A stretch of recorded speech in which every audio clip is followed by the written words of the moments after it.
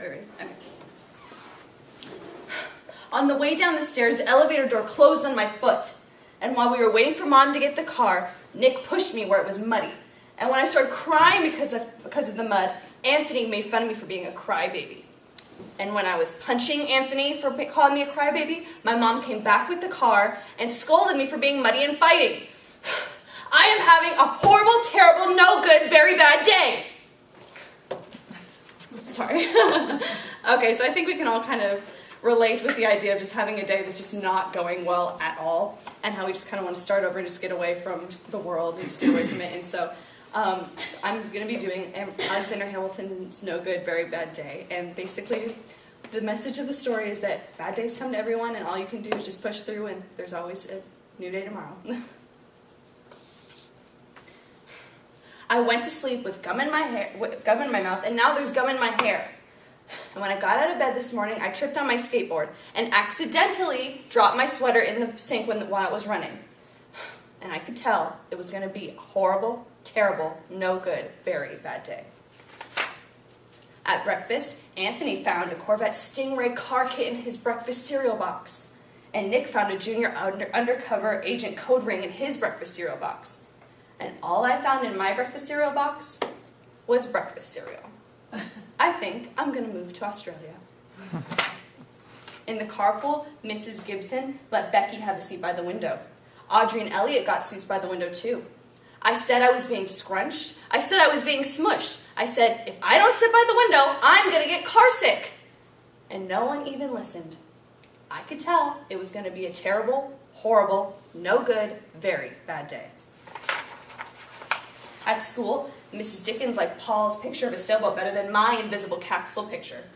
At singing time, she said I was singing too loudly. And at counting time, she said I forgot 16. Who needs 16? I could tell this was going to be a terrible, horrible, no good, very bad day. I could tell this because Paul said I wasn't his best friend anymore. He said that Philip Parker was his best friend, and Albert Mayo was his second best friend, and I was only his third best friend.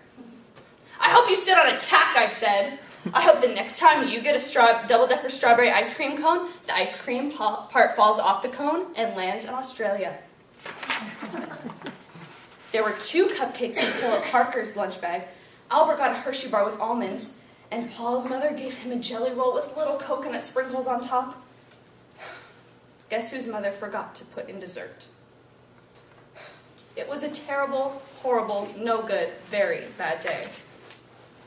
That's what it was, because after school, Mom took us all to the dentist, and Mr. Fields found a cavity in just me. Come back next week and I'll fix it, Dr. Fields said. Next week, I said, I'm moving to Australia. On the way down the stairs, the elevator door closed on my foot.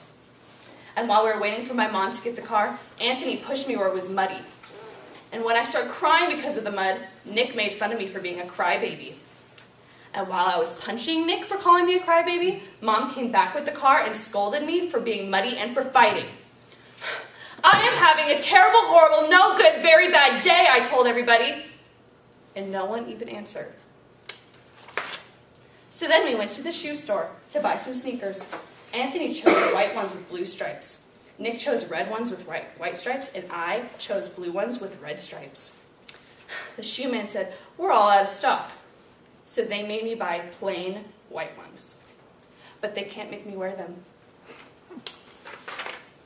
When we picked up my dad at his office, he said I couldn't play with his copying machine, but I forgot. He also said to watch out for the books on his desk, and I was as careful as I could be, except for my elbow. He also said don't fool around with his phone, but I think I called Australia. My dad said please don't pick him up anymore. It was a terrible, horrible, no good, very bad day. There were lima beans for dinner, and I hate limas. There was kissing on TV, and I hate kissing. My bath was too hot, I got soap in my eyes, my marble went down the drain, and I had to wear my railroad train pajamas. I hate my railroad train pajamas. When I went to bed, Nick took back the pillow that he said I could keep, and the Mickey Mouse nightlight went out, and I bit my tongue. The cat went to sleep with Anthony and not me. It has been a terrible, horrible, no good, very bad day. My mom says some days are just like that, even in Australia.